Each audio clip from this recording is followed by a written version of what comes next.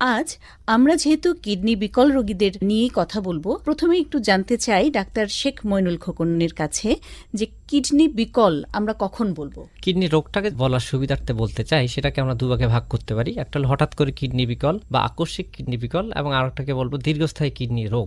দীর্ঘস্থায়ী কিডনি রোগটাকে আবার আমরা 5 ভাগে ভাগ করতে পারি, স্টেজ 1, 2, 3, 4, 5। এখন হঠাৎ করে কিডনি বিকল হলে সেটাকে ভালোভাবে চিকিৎসা করলে এটা ভালো হয়ে যায়। যদিও এটাকে হঠাৎ করে কিডনি বিকল হওয়া বলি, কিন্তু সেটা আবার ভালো হয়ে যায় ঠিকঠাক মতো যদি চিকিৎসা করা যায়। কিন্তু দীর্ঘস্থায়ী কিডনি রোগ এটাকে আমরা 5 ভাগে ভাগ করতে পারি। হয়তো দীর্ঘস্থায়ী কিডনি রোগ বলছি, কিন্তু এটাকে যদি স্টেজ 1 এবং 2-তে আমরা যদি যথাযথভাবে বের করতে পারি স্ক্রিনিং করে এবং যদি চিকিৎসা দেওয়া যায়, তাহলে দীর্ঘস্থায়ী কিডনি রোগ বললেও এটা আবার আগের মতো কিডনি ঠিক হয়ে যায়। আসলে যেটা একটু জানতে চাচ্ছি যে কিডনি বিকল মানে কি কিডনি একেবারেই কাজ করবে না? কিডনির যে নরমাল ফাংশন সেই কাজটি কি একদমই বন্ধ হয়ে যায়? একটি খুবই চমৎকার প্রশ্ন। আমরা যেটি বলছিলাম আর কি, যে হঠাৎ করে কিডনি বিকল হলেও এটা হঠাৎ করে কাজ করা হয়তো বন্ধ করে দিচ্ছে, এটার যে শরীর থেকে পানি বের করার কথা সেটা করছে না, আমাদের শরীরে যে ইলেকট্রোলাইট, সোডিয়াম, পটাশিয়াম এগুলোর ব্যালেন্স থাকার কথা সেরকম ব্যালেন্স হয়তো করতে পারছে না। তখন হয়তো পটাশিয়াম বেড়ে যাচ্ছে, শরীরে পানি চলে আসছে, প্রস্রাব বন্ধ হয়ে যাচ্ছে। এটা হঠাৎ করে কিডনি বিকল রোগ হয় এবং এটাতে চিকিৎসা যদি যথাযথভাবে নেওয়া যায় তাহলে এটা আবার ঠিক হয়ে যায়। আবার আমরা যেটা বলছিলাম যে দীর্ঘস্থায়ী কিডনি রোগ, দীর্ঘস্থায়ী কিডনি রোগকে আমরা বলেছিলাম যে 5 ভাগে ভাগ করা যায়।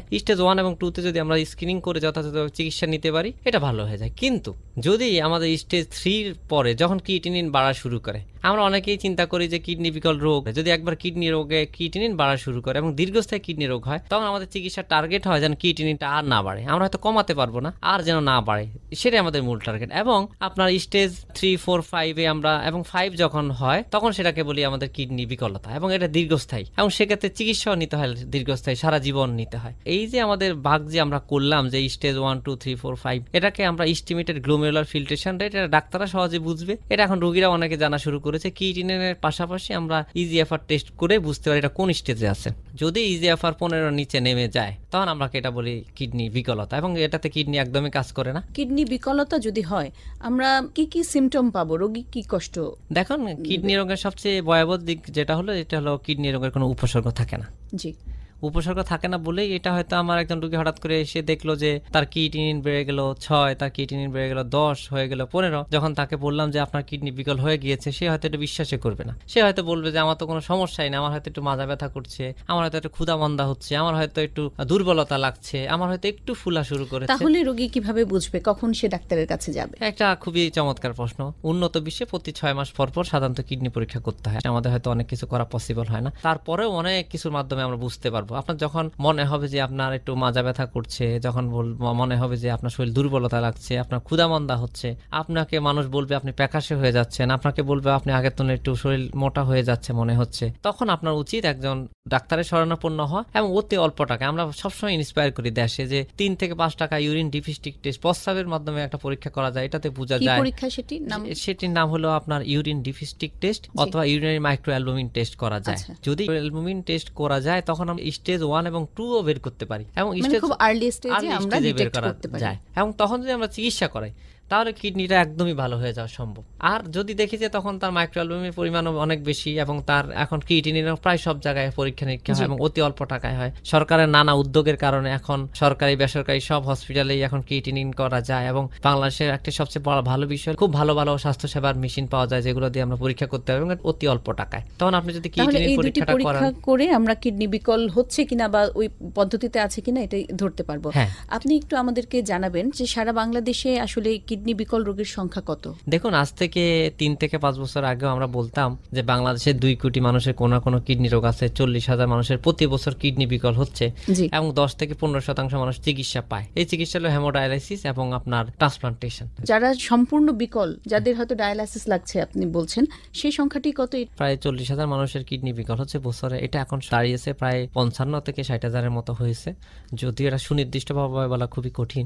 তারপরেও এই যে কিডনি বিকল হয়ে যাচ্ছে, আমরা একটু আসি যে এদের আসলে চিকিৎসা পদ্ধতিটি কি? কিডনি বিকল রোগীদের আমরা প্রথমে বলেছি হঠাৎ করে কিডনি বিকল বা আকস্মিক কিডনি বিকল এবং দীর্ঘস্থায়ী কিডনি বিকল রোগী। আকস্মিক কিডনি বিকল রোগীদের আমরা কনজারভেটিভ চিকিৎসা দেই। এটা কখনো ফ্লুইড চ্যালেঞ্জ দেওয়া লাগে, হঠাৎ করে অনেক বেশি ফ্লুইড দেওয়া লাগে, এবং এটা তারা হাসপাতালে ভর্তি হয়ে সাধারণ যে চিকিৎসা সেগুলোর মাধ্যমে সে সুস্থ হওয়া সম্ভব। যাদের দীর্ঘস্থায়ী বা দীর্ঘমেয়াদী কিডনি বিকল হয় এদের চিকিৎসা হলো আপনার রেনাল রিপ্লেসমেন্ট থেরাপি, কিডনি প্রতিস্থাপন। হ্যাঁ, কিডনি প্রতিস্থাপন। এবং কিডনি প্রতিস্থাপন আমরা সাধারণত প্রতিস্থাপনটা প্রতিস্থাপনটা আসলে কিভাবে কোথা থেকে করা হয়? এই এখন ব্যাপারটি দেখুন সাধারণ আমরা জনগণ কিডনি যদি- বিকল রোগীদের 2 ধরনের চিকিৎসা বাংলাদেশে রয়েছে, আবার বলি যে 3 ভাবেও বলা যায়। একটা হলো হেমোডায়ালাইসিস বা রক্ত শাকন ফিল্ট্রেশন পদ্ধতি, জি আর একটা হলো আপনার সিএপিডি, আর হলো রেনাল ট্রান্সপ্লান্টেশন। উন্নত বিশ্বে 1 নম্বর চিকিৎসা হলো রেনাল ট্রান্সপ্লান্টেশন।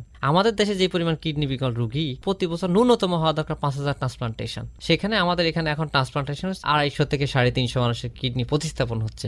উন্নত বিশ্বে রেনাল রিপ্লেসমেন্ট, আমরা যে কিডনি প্রতিস্থাপন করি, এটার 1 নম্বর সোর্স হলো আপনার ক্যাডাভারিক ট্রান্সপ্লান্টেশন। যাদের ব্রেন ডেথ হয়েছে, ধরেন যে রোড ট্রাফিক অ্যাক্সিডেন্টে ব্রেন ডেথ হলো, ধরেন যে ব্রেন টিউমারের কারণে তার ব্রেন ডেথ হলো, ধরেন আপনার ব্রেনের সার্জারি করার কারণে ব্রেন ডেথ হলো, তখন তার কিডনিটা আমরা সংগ্রহ করে কিডনি বিকল রোগীদের লাগানো হয়। এটা উন্নত বিশ্বে হচ্ছে, এটা পাশের দেশ ইন্ডিয়াতে হচ্ছে, শ্রীলঙ্কাতে হচ্ছে। দেখুন বাংলাদেশে ট্রান্সপ্লান্টেশন শুরু হয়েছে 1982-তে, 1982 সালে। সেখানে গিয়ে আমাদের দেশে ক্যাডাভারিক ট্রান্সপ্লান্টেশন 2022 সালে অ্যাক্টিভ হয়েছে, 2023 সালে অ্যাক্টিভ হয়েছে। অথচ উন্নত বিশ্বে কিন্তু কিডনি প্রতিস্থাপন বা কিডনি বিকল রোগীদের 1 নম্বর চিকিৎসা হলো কিডনি প্রতিস্থাপন, এবং সেটার 1 নম্বর সোর্স হলো ক্যাডাভারিক ট্রান্সপ্লান্টেশন। আচ্ছা, ট্রান্সপ্লান্টেশন ছাড়া আর যে পদ্ধতিগুলো বললেন আপনি, এই পদ্ধতিগুলো কি অনেক ব্যয়বহুল? দেখুন হেমোডায়ালাইসিস এবং পেরিটোনিয়াল ডায়ালাইসিস, এই ধরনের 2 ধরনের ডায়ালাইসিস রয়েছে। হেমোডায়ালাইসিসের ক্ষেত্রে সবচেয়ে বড় সমস্যা হলো রোগীর একজনকে ক্যারি করতে হয়, রোগীর নিজের কর্মঘণ্টা নষ্ট হচ্ছে, এবং চিকিৎসাটা যেই পরিমাণ টাকা খরচ হচ্ছে, মাসে প্রায় 40,000 থেকে 50,000 টাকা খরচ হচ্ছে। অথচ কিডনি প্রতিস্থাপনে খরচ হচ্ছে 2.5 লাখ থেকে 3 লাখ টাকা। জি আপনি দেখেন, আপনি যদি 5-6 মাসের ডায়ালাইসিসের টাকা খরচ করে ট্রান্সপ্লান্টেশন করেন, তাহলে আপনি সারা জীবনের জন্য ভালো হয়ে গেলেন। একই সাথে আপনাকে অন্যজন ক্যারি করা লাগছে না, এবং একই সাথে আপনার কর্মঘণ্টা নষ্ট হচ্ছে না, এবং আপনি পরিবারের জন্য বোঝা হচ্ছেন না। কিন্তু আসলে তো এই চিকিৎসা ব্যবস্থা, কিডনি ট্রান্সপ্লান্ট বা প্রতিস্থাপনটা তো আসলে আমাদের দেশে এখনো অত পরিমাণে হচ্ছে না যতটুকু আসলে করা উচিত। কি করণীয় বলে মনে করছেন? দেখুন অতি সম্প্রতি আমরা একটা গবেষণা করেছিলাম, আমি নিজে এটার প্রধান গবেষক ছিলাম, এবং এতে যদিও আমাদের স্যাম্পল সাইজ খুবই কম ছিল, আর কি কম মানুষে আমরা করেছি, তো সেটাতে দেখা গেল যে কিডনি প্রতিস্থাপনের নলেজটাই মানুষের কম।